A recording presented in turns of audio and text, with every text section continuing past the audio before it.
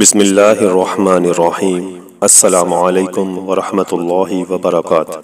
میرے نبی کریم صلی اللہ علیہ وآلہ وسلم آپ کی حدیث مبارکہ کا مفہوم ہے کہ اگر کوئی بندہ کسی بھی رنج، تکلیف، مصیبت یا نقصان کے وقت یہ ایک دعا پڑھ لے تو اللہ رب العزت اسے اس تکلیف اور نقصان کا بہترین نعم البدل عطا فرمائیں گے۔